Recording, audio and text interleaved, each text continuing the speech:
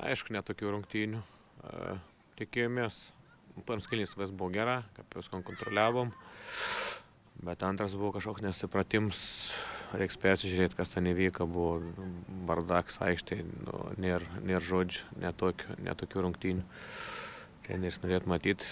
Blogiausia turbūt mūsų kėlinys šiam sezone. Tai sunku iš tikrųjų priimti tą tokį sutriškinimą prie savo žiūrovų. Ar Šiauliai kažko nustebino?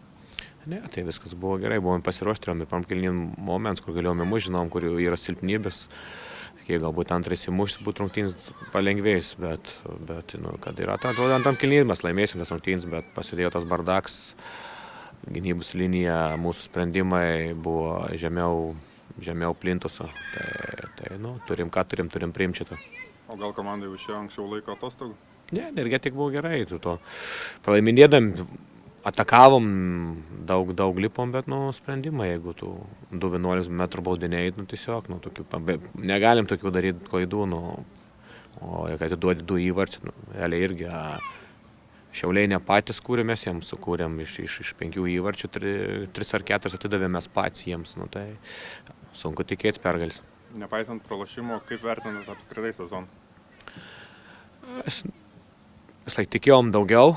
Bet matyti, esam to verti, 4 vietos, bendrai žiūrint, neblogai seriją turėjom, vaikinam padėkiau už sezoną, labai pozityvus sezonas, tai dabar turim sunkiai pailsėti, tada atgal grįžti, kibti sunkiai į darbus ir ruoštis ir siekti aukštesnių tikslų. Vaikinam akcentavau Rūbinėje, kad nėra svarbiausiai gal šiandien rezultatas, bet yra užduočių įgyvendinimas. Manau, užduotis tikrai įgyvendinom, ką buvom susitarę, stengiamės vykdyti. Manau, susitiko šiandienai apylygės komandos, tik tais buvo, sakau, gal klausimas, kuri pelnys greičiau įvartį ir ta gal daugiau ir perėmė iniciatyvą į savo rankas labiau. Ar nustebino kažko Babrungo komanda? Jo, turbūt, sakau, prieš trenerį Kęstutį yra sunkiausiai ruoštis, nežinai, ką gali paruošti, visą laiką gali tave nustebinti kaip treneris ir apskritai Babrungo komanda yra, manau, tikrai gera komanda. Verta net žaisti lygoje. Apskritai pirmoje lygoje, aš manau, šį sezoną yra tikrai ne viena ir ne 2 komandos, kurios laisvai, manau, galėtų žaisti lygoje. Sezonas dar nebaigtas, laukia peržaidimo rungtynės. Kaip pasiruošę? Visų pirma, apie tai negalvojame. Šiandieną buvo turbūt tos rungtynės svarbiausiai. Stengiamės nežiūrėti į Kėdainiams, kaip sekasi, kaip Panevėžiui bus sekasi. Tai buvo tikslas šiandien nugalėti, tą įgyvendinome, o dabar sunku iš tikrųjų sužinoti kažkokios informacijos apie Kybartų sveikatą.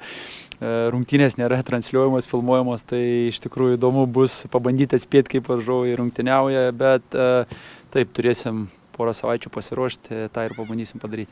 Pačiam pirmas sezonas prie komandos vairo, kaip vertintum? Kaip amerikietiški kalneliai turbūt, visko buvo, per šį sezoną iš tikrųjų daug visokiausių dalykų man nutiko, bet sakau, pirmi metai mokausi dar labai daug iš tikrųjų yra kur mokytis, kur tobulėti, bet visumoje esu patenkintas vaikinais, jų darbų, kaip jie dirbo, kaip jie atsidavė. Taip, B komandai, žinome, nėra lengva treniruoti, niekada neturi pilnos komandos, tai iš ten truputį. Apskritai, čia turėtumėm turbūt atskirą padaryti reportažą apie B komandas ir visiems treneriam, kurie jas treniruoja, tikrai nėra paprasta. Bet, sakau, pirmi metai mokintis buvo tikrai labai gerai.